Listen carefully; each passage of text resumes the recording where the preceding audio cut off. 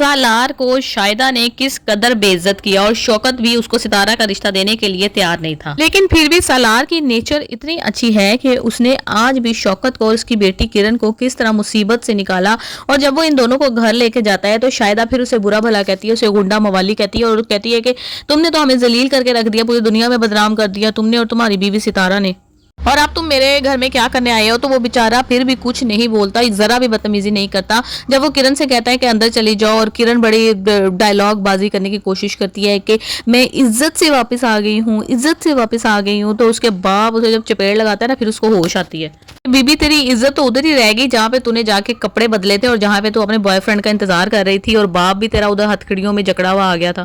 खैर मैं कहती हूँ कि शौकत और शाहिदा ने यतीम बच्चों के साथ बहुत ही ज्यादा बुरा सलूक किया। जुहेब को तो इन्होंने बिगाड़ दिया, बिल्कुल उसको खुला छोड़ दिया, जो मर्जी करता रहे। और लड़कों पे अगर सख्ती ना की जाए, उनको अगर देखा ना जाए कि वो क्या कर रहे हैं, तो लड़के इसी तरह से नशे वगैरह की लत में पड़ जाते हैं। जाहिर सी बात है वो अपनी नशे की लत को पूरा करने के लिए क्या करेगा, चोरी चकारी ही करेगा ना।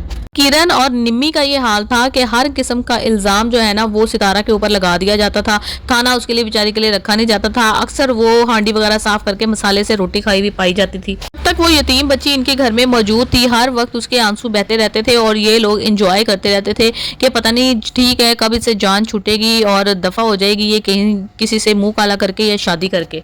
शाहिदा की तो पूरी कोशिश थी कि किसी तरह से 2, 3, 4 बच्चों के बाप के साथ कोई इस तरह का बंदा हो जो अपनी बीवी को कूटता मारता हो, तलाके दी हो उसने, ऐसे किसी बंदे के साथ इसका रिश्ता हो जाए और ये दोबारा हमारे मुंह न लगे, इसका बंदा इसको सारी जिंदगी जलील करता रहे जिस तरह हमने किया।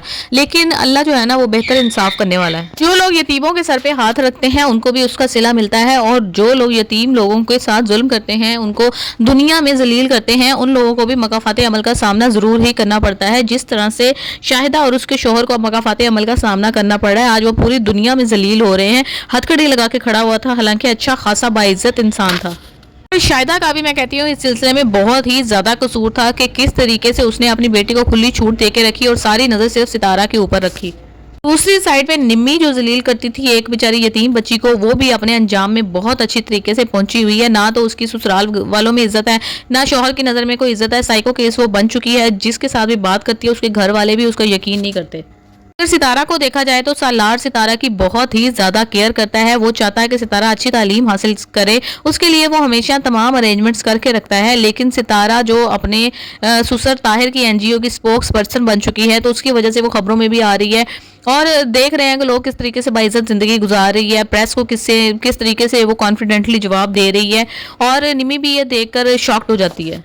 हमने तो इसको डुबोने की बहुत कोशिश की, लेकिन जिसको अल्लाह रखे उसको कौन चखे। अब ये अपने ससुर से कहेगी कि मेरे भाई जुहेब को छुड़वा दे, तो उसका ससुर कहेगा कि भाई तुम जो हो, तुम एक इतनी बड़ी एनजीओ की स्पोक्स पर्सन हो, तुम खुद जाओ, कौन पुलिस वाला है जो तुम्हारे कहने पर नहीं छोड़ेगा। वो सालार को लेकर जब जाएगी तो अपने भाई को बाइज्जत तरीके से अपने घर के अंदर ले आएगी। फिर इसके जो चचा हैं उनको बहुत अच्छे तरीके से अंदाजा होगा कि मैंने यतीमों के साथ क्या सलूक किया, मेरे साथ क्या हो रहा है।